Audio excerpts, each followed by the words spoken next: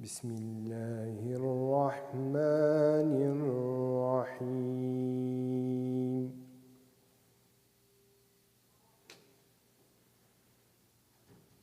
والشمس وضحاها والقمر إذا تلاها والنهار إذا جلاها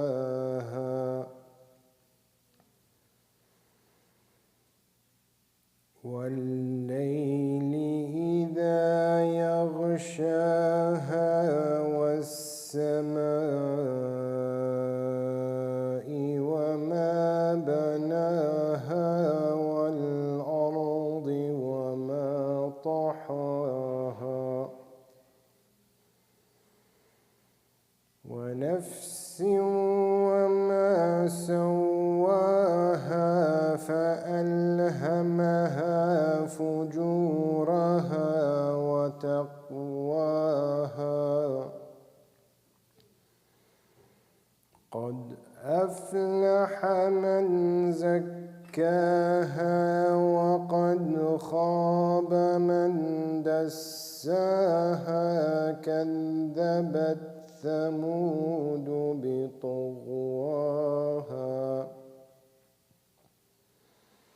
إذ انبعث أشقاها فقال لهم رسول الله ناقة الله وسقياها فكذبوه فعقروها فدمدم عليهم ربهم بذنبهم فسواها ولا يخاف عقباها. صدق الله العلي العظيم.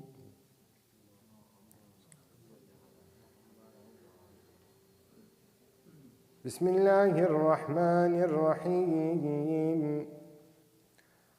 اللهم صل على محمد وآل محمد.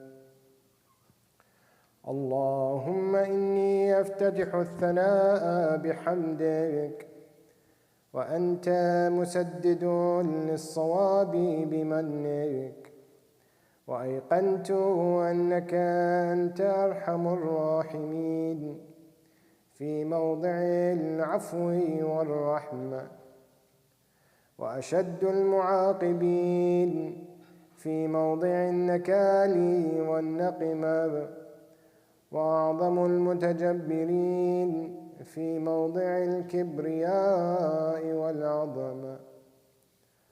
اللهم أذنت لي في دعائك ومسألتك فاسمع يا سميع مدحتي وأجب يا رحيم دعوتي وأقل يا غفور عثرتي فكم يا إلهي من كربة قد فرجتها وهموم قد كشفتها وعثرة قد أقلتها ورحمة قد نشرتها وحلقة بلاء قد فككتها.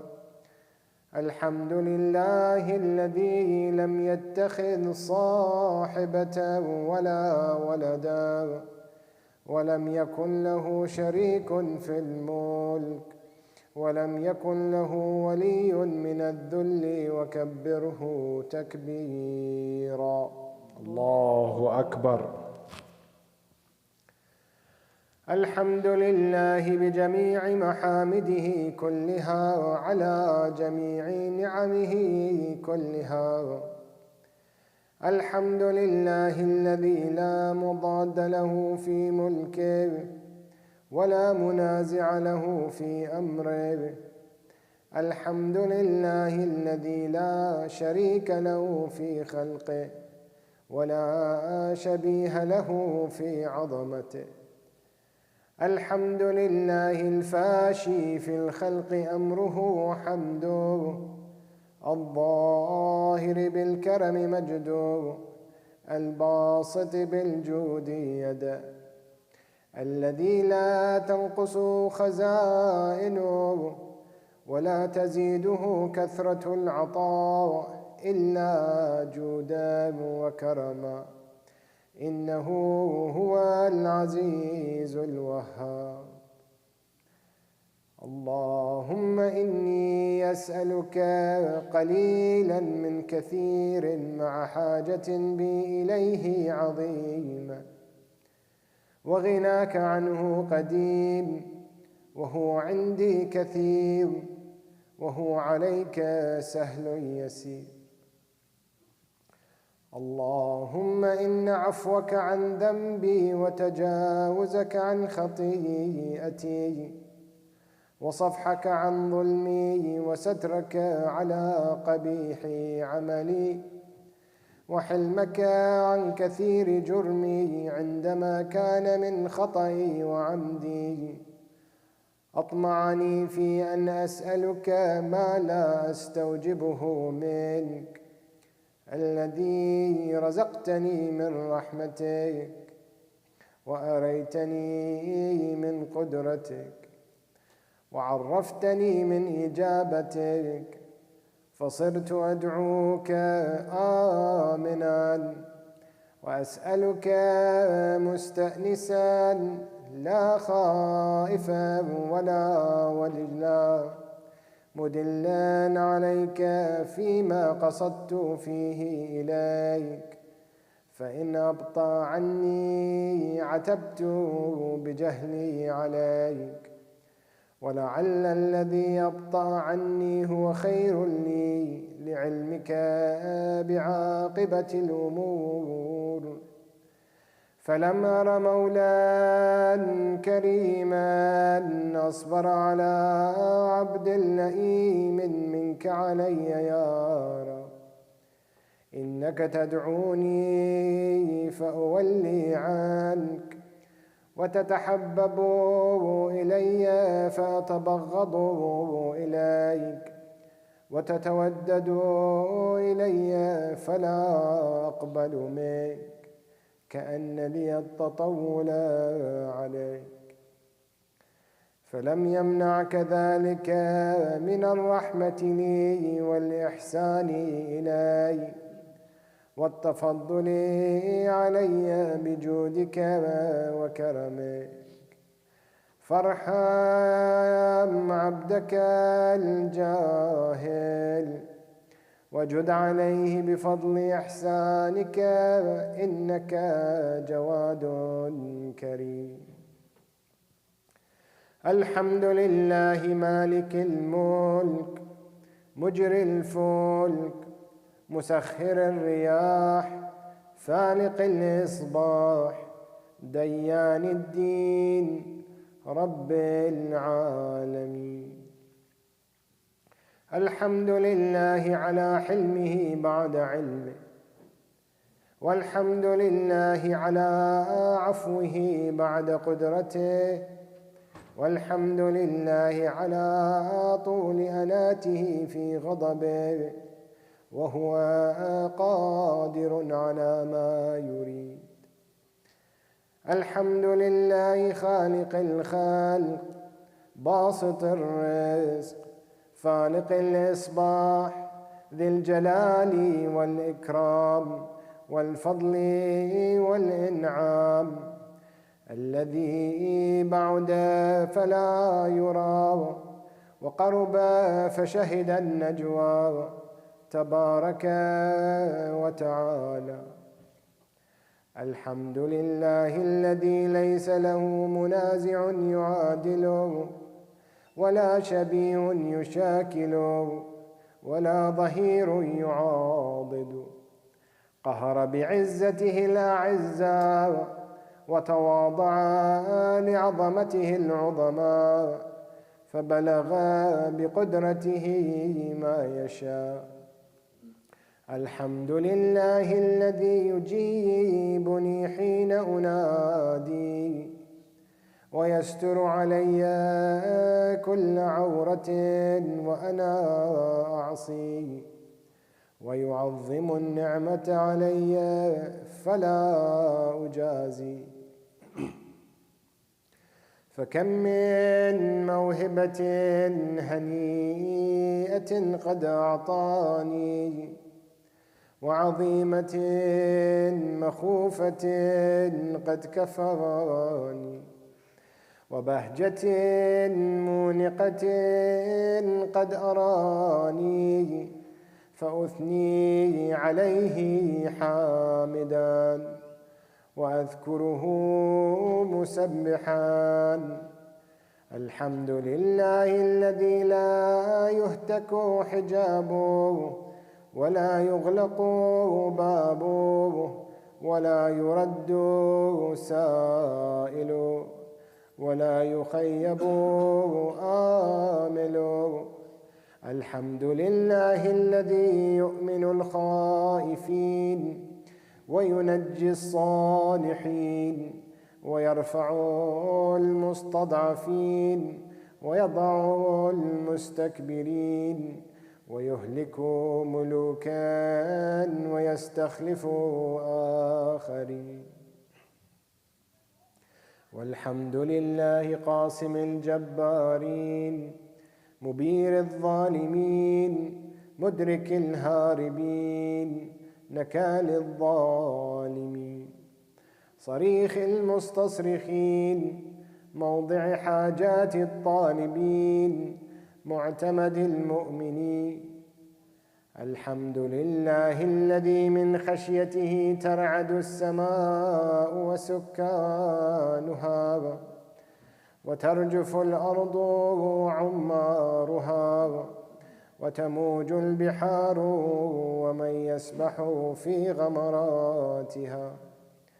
الحمد لله الذي هدانا لهذا وما كنا لنهتدي لولا أن هدانا الله. الحمد لله الذي يخلق ولم يخلق ويرزق ولا يرزق ويطعم ولا يطعم ويميت الأحياء ويحيي الموتى وهو حي لا يموت بيده الخير وهو على كل شيء قدير. اللهم صل على محمد عبدك ورسولك وأمينك وصفيك وحبيبك وخيرتك من خلقك وحافظ سرك ومبلغ رسالاتك أفضل وأحسن وأجمل وأكمل وأزكى وأنمى وأطيب وأطهر وأسنى وأكثر ما صليت وباركت وترحمت وتحننت وسلمت على أحد من عبادك وأنبيائك ورسلك وصفوتك وأهل الكرامة عليك من خلقك.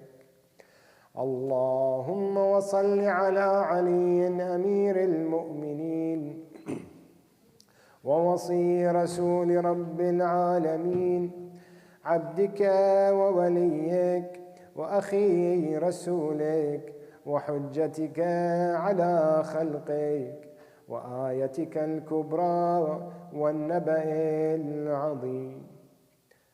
وصل على الصديقة الطاهرة فاطمة سيدة نساء العالمين. وصل على سبطي الرحمة وإمامي الهدى الحسن والحسين سيدي شباب أهل الجنة. وصل على أئمة المسلمين علي بن الحسين ومحمد بن علي وجعفر بن محمد وموسى بن جعفر وعلي بن موسى ومحمد بن علي وعلي بن محمد والحسن بن علي والخلف الهادي المهدي، حججك على عبادك وأمنائك في بلادك صلاة كثيرة دائمة. اللهم صل على محمد وآل محمد. اللهم وصل على ولي أمرك القائم المؤمل والعدل المنتظر، وحفه بملائكتك المقربين، وأيده بروح القدس يا رب العالمين.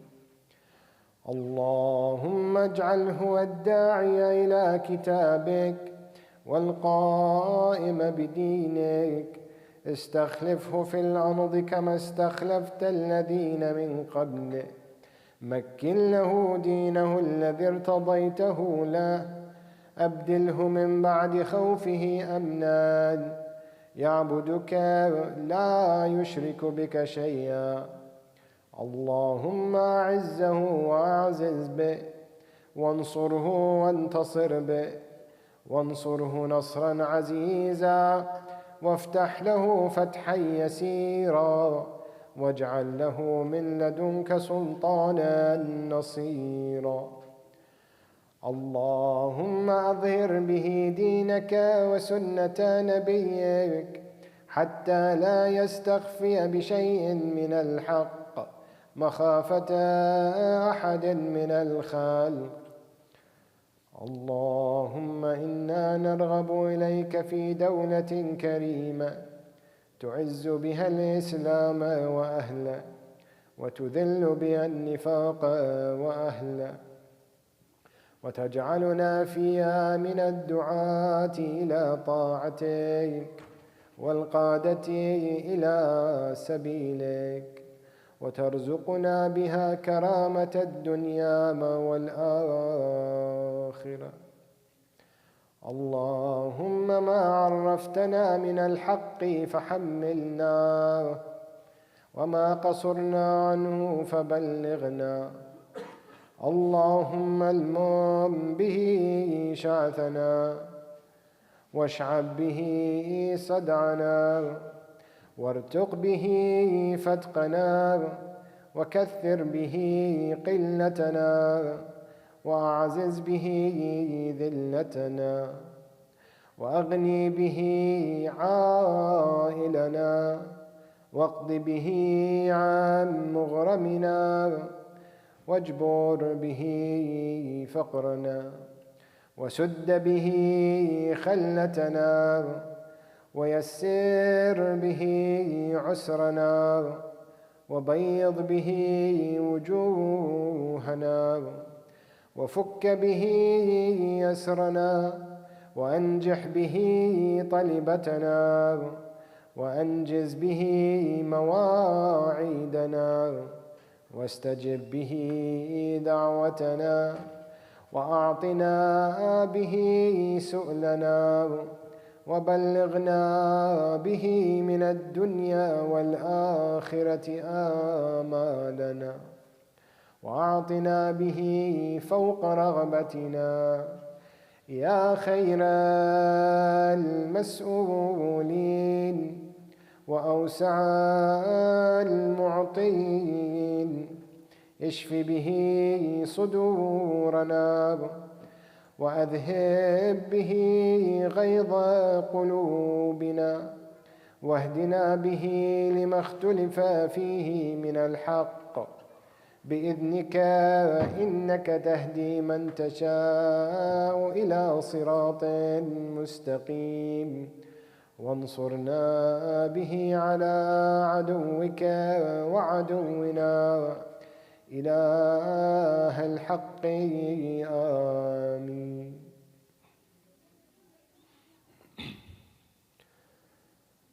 اللهم إنا نشكو إليك فقد نبينا صلواتك عليه وآله، وغيبة ولينا وكثرة عدونا وقلة عددنا وشدة الفتن بنا وتظاهر الزمان علينا، فصل على محمد وآله وأعنا على ذلك بفتح منك تعجل وبضر تكشف ونصر تعز وسلطان حق تظهر ورحمة منك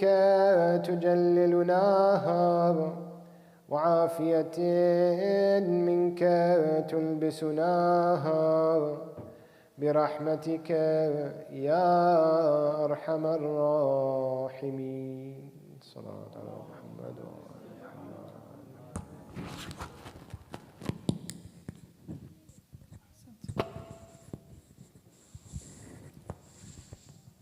Let us remember the marhumin of our families and our community and pray for their forgiveness and the elevation of their rank in the hereafter with recitation of Surah Al-Fatiha.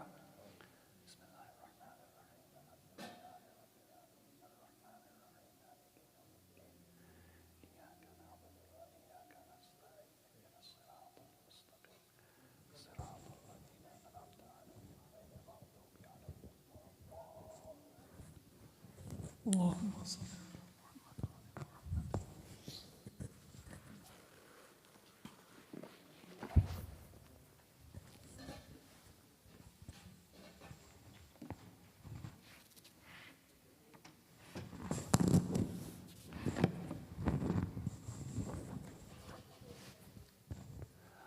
أعوذ بالله من الشيطان الرجيم. بسم الله الرحمن الرحيم.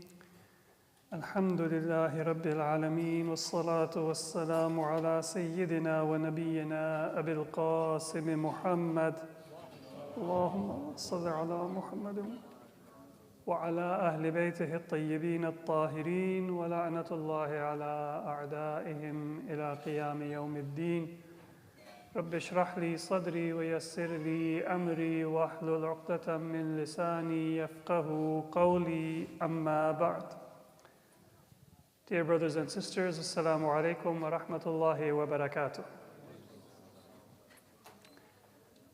Just yesterday we celebrated the birth of our second Imam, Imam Hassan al-Mujtaba alayhi salam.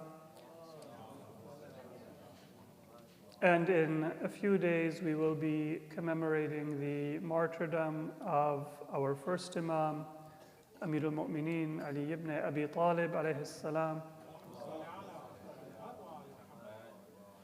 And so today I would like to look at a text that applies to our first Imam and our second Imam, and that is letter number 31 in Nahj al-Balagha. Inshallah, if you have a chance, then please take a look at the entirety of this letter. It is very eloquent and very comprehensive. It is reported, and many of you will have heard parts of this letter because parts of it are quoted very frequently in our gatherings. This is a wasiyah or a letter that was written by Imam Ali alayhi salam for his children, and in particular for Imam Hassan al-Mujtaba, according to narrations, after the Battle of Siffin. And before we look at a few areas of this text, there are some lessons in this. Normally, we tend to think of a will as something that we will write in times of uncertainty about our health or about our future. But the most important time to write a will is when we are of sound mind and body and when we can concentrate. Imam Ali didn't write this will on the way to Siffin when he was facing the possibility of martyrdom, but rather on the return from Siffin. Now, if you've looked at the ahadith of Imam Ali, and even in the texts found in Nahj al-Balagha, you will find that Imam Ali has many different wills and letters that he wrote to his family and even to his children at different stages in his life. So this isn't to say that it was only after Siffin when Imam Ali first wrote this will or similar words to his children, but that was a time when he had cleared one very big challenge in his life and in the life of the Ummah, and so that was an appropriate time, not for the first time, but in a comprehensive way to reiterate his values and his teachings for his family. So don't just think that I'm planning on going to Hajj, I need to write a will. I'm planning on going for ziyarah, I need to write a will. I have had a health scare, I'm undergoing a major procedure, I need to write a will.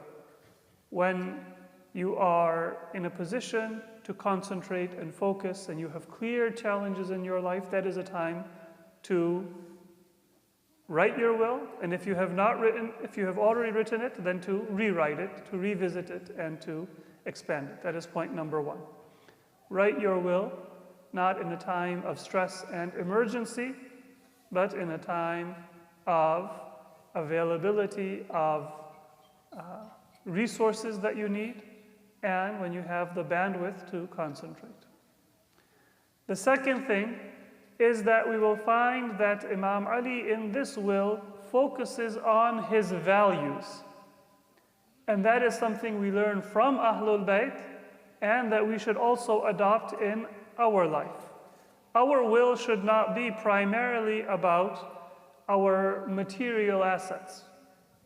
And if the main thing that I have to leave to my family is material assets, then I've done something wrong. That means that I have not lived my life right. And I have not devoted myself to what is truly valuable in my life in the proper way. And therefore, what I have built and what I am going to try to pass on to my next generation is primarily of a material nature rather than of a divine nature and of a spiritual nature. So point number one is write your will in a time of focus and concentration. Point number two is your will should not be something that is a purely material document, but it should be a spiritual document. And it is good to leave an inheritance. In fact, in Islam, it is prohibited for us to will away from our family and our heirs more than 1/3 of our estate. You know, there is now a giving pledge that many very wealthy people, they have signed on to, where they say that I'm going to give away 99% of my net worth. In Islam, you can only give away 1/3.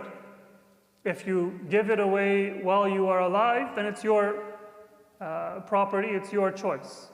But if you have a large estate, then the best thing is not to say I'm going to give it away upon my death. The best thing is to say that I am going to train my heirs, my children, so that when they inherit this estate, they will be able to utilize it in furtherance of the values that I have taught them and that I have raised them with. But in Islam, if you have a large estate, then you're not allowed to say that, well, I'm going to give it away in the name of God and not give it to my heirs. So think of your will as one way, and not the only way, to train and prepare your heirs and your next generation to build upon your material wealth or legacy in order to use it for what serves Allah subhanahu wa ta'ala. You don't want them to start from ground zero, that I had to build myself up from zero, and then my children will build themselves up from zero. I'm not saying in terms of their physical wealth. I'm saying in terms of the religious work that they do. That 20 years pass, 30 years pass, and we are still doing things on an ad hoc basis in a rented premises with a lack of resources. So what we want to do, nothing wrong with starting out there, but what we want to do is to build. And for our next generation to have something that is above what we had a generation ago. And that comes when you build your material resources and you build your spiritual capital, and then you utilize your material resources for those spiritual goals. And you can see in our community, sometimes we're not building material resources and we have a next generation that is maybe equal or behind its previous generation in material wealth. At other times, we have a next generation that has inherited and has increased their wealth, but they get distracted with worldly affairs and they are not concerned with strengthening the religious institutions of their community. And so this lesson of Imam Ali, it is a reminder that you do want to build your community, but you want to build it so that it develops not just material wealth, but it utilizes that material wealth for a spiritual goal.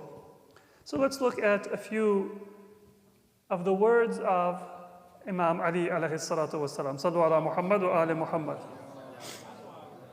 Now, some of these words may seem surprising.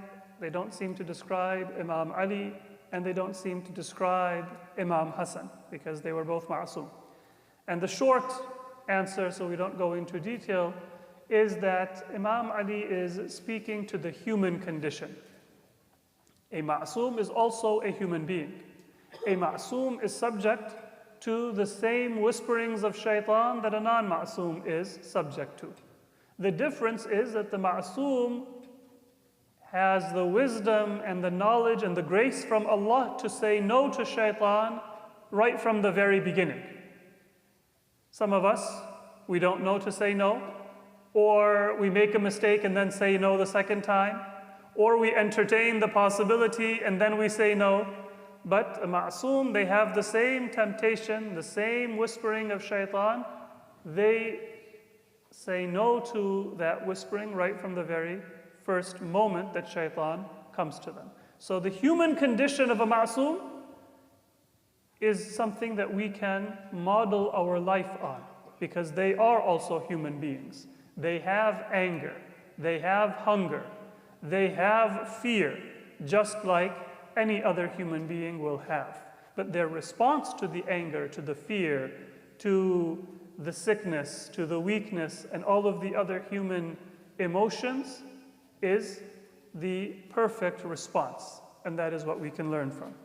So Imam Ali, he begins, مِنَ الْوَالِدِ الْفَانِ الْمُقِرِّ لِلزَّمَانِ الْمُدْبِرِ الْعُمْرِ الْمُسْتَسْلِمِ لِلدَّهْرِ الذَّامِّ لِلدُّنْيَا السَّاكِنِ مَسَاكِنَ الْمَوْتَى الضَّاعِنِ عَنْهَا غَدًا إلى المولود المؤمل ما لا يدرك السالك سبيل من قد هلك غرض الأسقام رهينة الأيام رمية المصائب عبد الدنيا تاجر الغرور غريم المنايا وأسير الموت وحليف الهموم وقرين الأحزان. Imam Ali, he says that this letter is from an elderly father whose time is passing and whose life is coming to an end, and who has submitted to the necessity of the aging process, who criticizes the world and is soon to be living in the homes of those who are deceased, who will be departing this world tomorrow. So Imam Ali, he is speaking of old age. And this is the Islamic response to the aging process. As we get old, some of us, we see a white hair, we pluck it out. We figure we need to dye it. We see a wrinkle, we find a way to cover it up. We want to hide the fact that we are aging. I was going to give the example that rather than wear bifocals, we get progressives, but I'm wearing progressives and I can't in good conscience give that example. But we shouldn't fear and flee and hide the fact that we are aging. We shouldn't feel a need to have a second childhood. Nothing wrong with dyeing your hair, nothing wrong with those things that we, alaykum salam, find to make us more confident and able to function in society, but don't do it because you are afraid of aging. Don't do it because you are distracting yourself from death. These are gifts that Allah is giving us.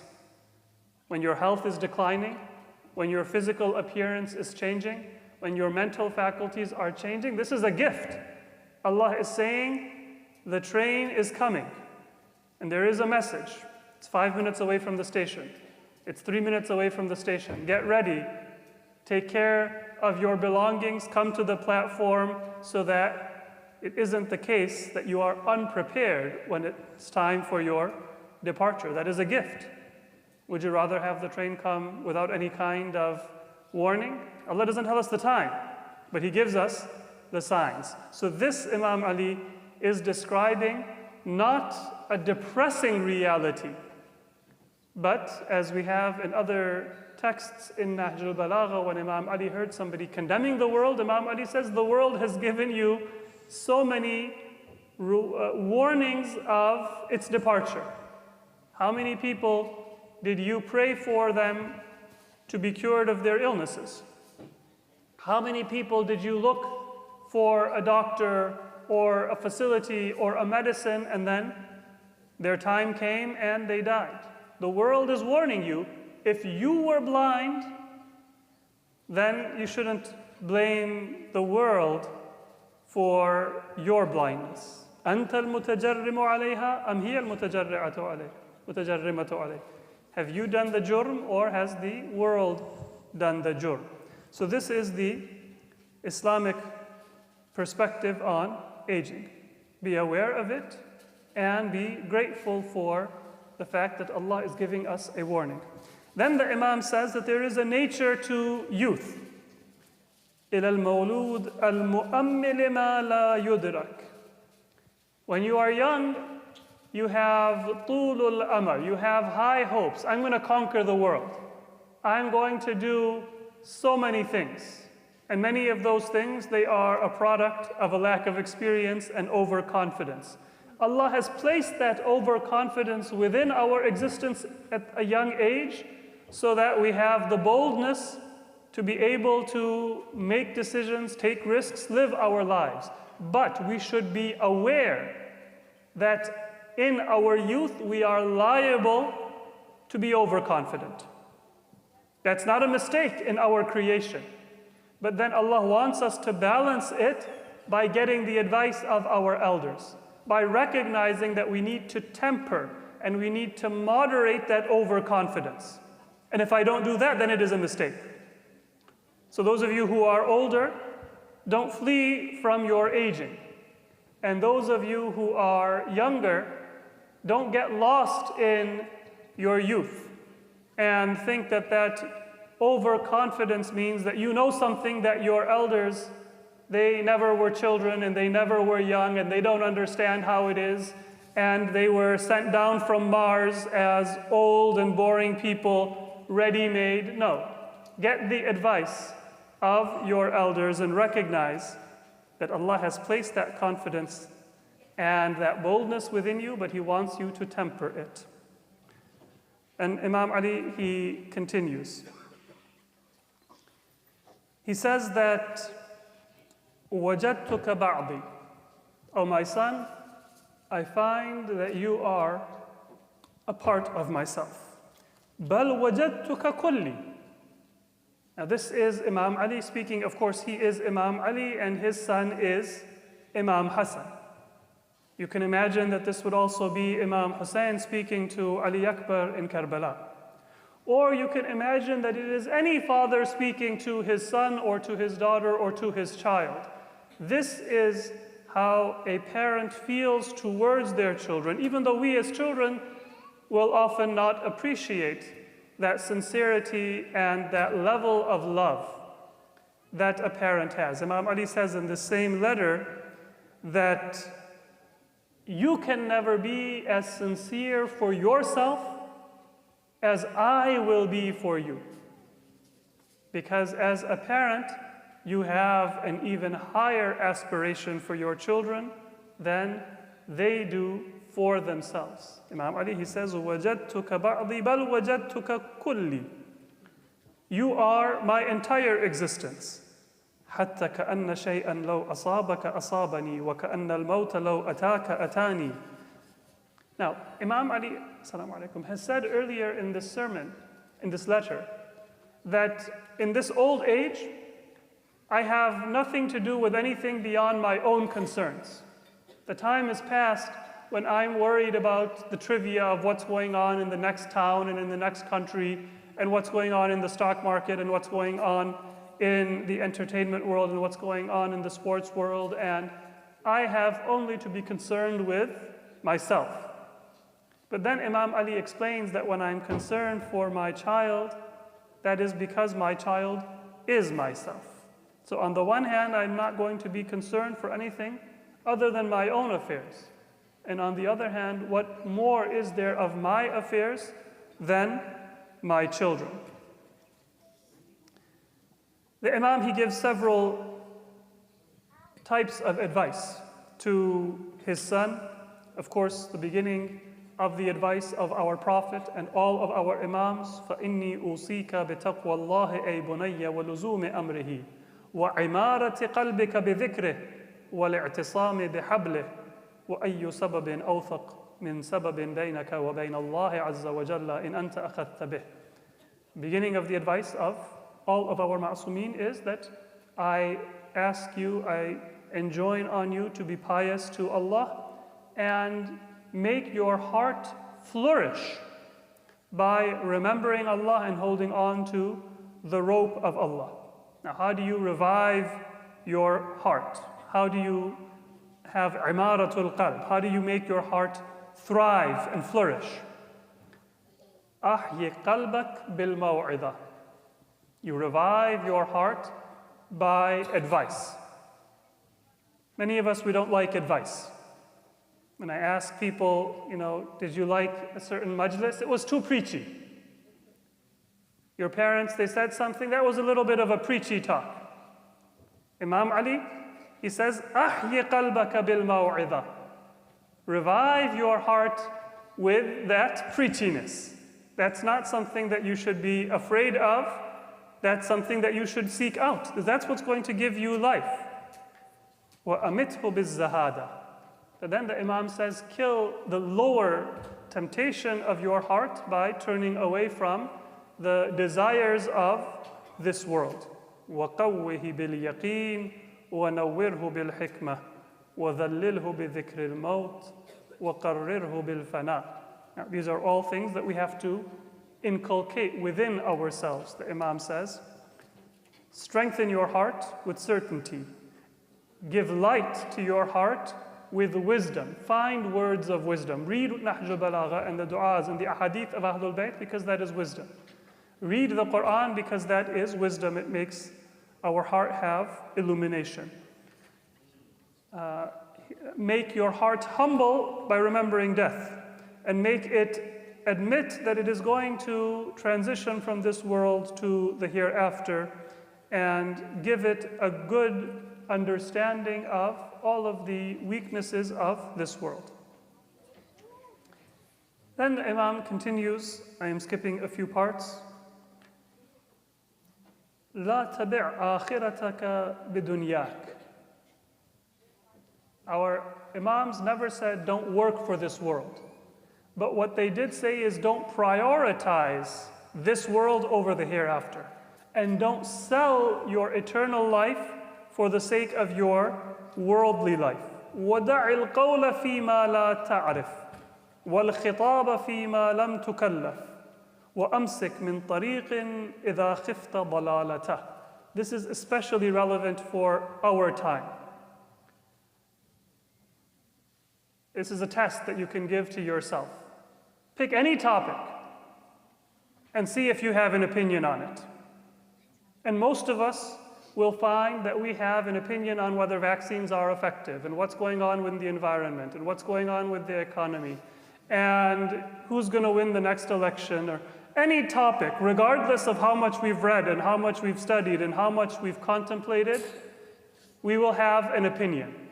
We will be confident sharing our opinion. And if somebody with true expertise comes, rather than being humble and first listening, we will be waiting for a chance to interrupt and share our 2 cents. And that's something that is common in our currency. In our current culture, it's so common we don't even realize that this is not a healthy way to be as a human being. This is not how humanity developed spiritually and intellectually throughout our history. Yes, we have an opinion, but we recognize what we don't know. And Imam Ali, in the same letter, he says that don't speak about what you don't know, even if what you know is very little. That means you're not going to speak much. Fine, then be silent and learn, and eventually you will know. So the Imam says that دَعِ الْقَوْلَ فِي مَا لَا تَعْرِفْ. Don't talk about what you don't know. وَالْخِطَابَ فِي مَا لَمْ تُكَلَّفْ. And don't address people about what is not your responsibility. And avoid anything that is likely to lead you astray. That's all we have time for today, but because this letter is relevant both to Imam Ali alayhi salam and to Imam Hassan, I wanted to remind us of it, those of us who are familiar with it and those who are not. This is letter number 31 in Nahj al-Balagha. It is a very beautiful advice and admonition given by Imam Ali to Imam Hassan, and we can say by extension to every human being. And it is a reminder of a parent-child relationship. What values should I, as a parent, want to pass on to my children, and what values as a child should I want to receive from my parents? So let us all spend some time and benefit from the wisdom of Amirul Mu'mineen, inshallah, as we find in Nahj al-Balagha, and in particular in this letter. Sallu ala Muhammad wa ali Muhammad.